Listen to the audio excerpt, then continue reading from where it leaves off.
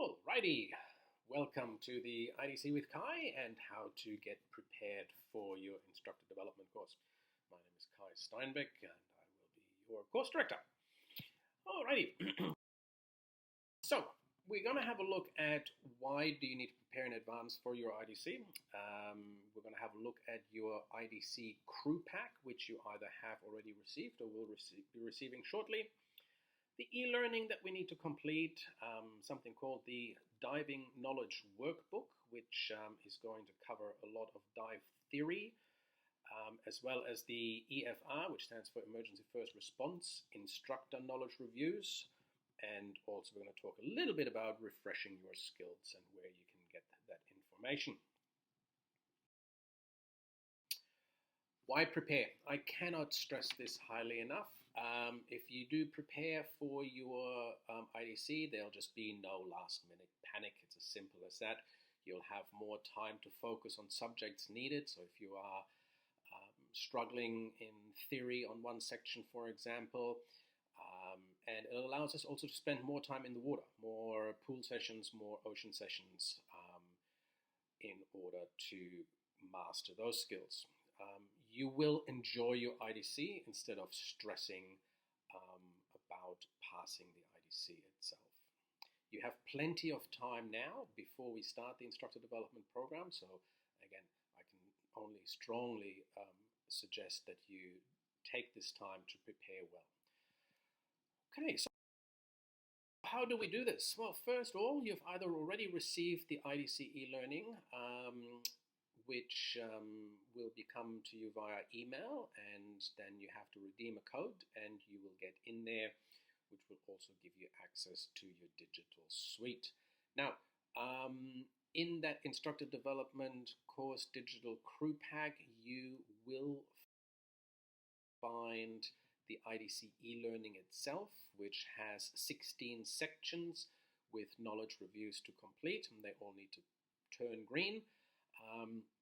And you need to complete each of those before attending the workshops, which we'll be actually doing in the classroom situation. This gives you information on how to use good judgment, scheduling courses, systems and standards, managing risks, all that sort of information. And it prepares you very well for the classroom workshops in advance. So those need to be completed before we start the instructor development course.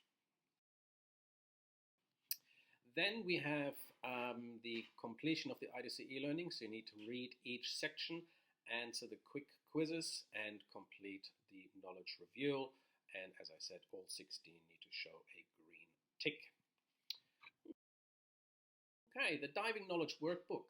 The Diving Knowledge Workbook is part of the IDC e-learning. It has physics, physiology, equipment, general skills and environment, the recreational dive planner, for you to get familiar with. You'll see that there is imperial and metric in some sections. You do not have to do the imperial versions. We only need you to do the metric versions.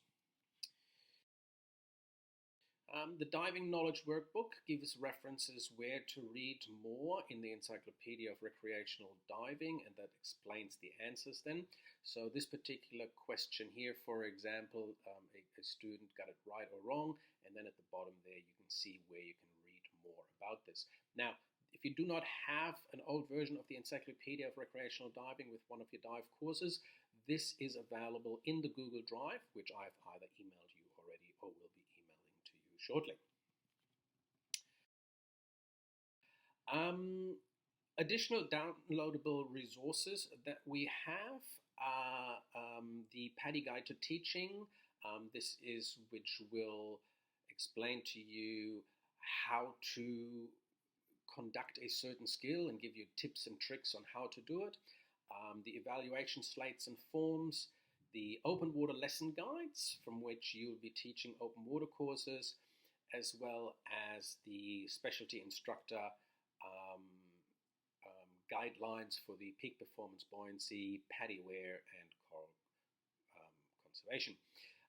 The PADI instructor manual as well, make sure we have the latest edition. So I've either emailed you that latest instructor manual already, or you can also download it from your IDC e-learning pack. Okay. The dive theory exams, as I said, there are 5 questions or 5 sections: physics, physiology, decompression theory, and the recreational dive planner. That's that blue little card that tells you how deep you're allowed to go and how long you're allowed to stay there for. General skills and environment, as well as equipment. I need you to be familiar with those. In that Google Drive, there are some practice exams, which I'd like you to have a listen to and try and go through. And there's also some recordings about the sections of some of those dive theory sections. Right. EFI, Instructor Knowledge Reviews. What's that all about? Well, you will become an emergency first response instructor. So in that Google Drive, there are also some instructor guides, care for children, human body systems, and medical emergencies. So have a skim through those and get yourself familiar with them. And lastly, if you do have access to a swimming pool, refresh your dive master skills. There's 24 skills in the skill circuit. If you have a look at my website, diveinstructor.com.au, and go to the how to prepare section, there is a whole bunch of videos where I recorded myself to show you demonstration style quality skills. Following on for that, what have we got to do? Day 1, orientation and skill circuit, and dive theory we'll be covering on that first day. We got to make sure that we have your dive medical, which needs to be less than 12 months old. Any non-PADI certifications, so if you've done, for example, your advanced course with another training organization, I need a certificate of that, as well as your first aid and CPR, less than 24 months old. Payment is due 10 days before we start the course, with the 2-week IDC followed by that, and 2 full days of the instructor examination. And that is how we run the program. Now, in the meantime, if you do have any questions of anything at all, please do not hesitate to give me a phone call, send me a message, send me an email, send me smoke signals, whichever way you want to get in touch with me, so that you can be best prepared for your IDC. Thank you for listening to this. See you on our next IDC. Yay!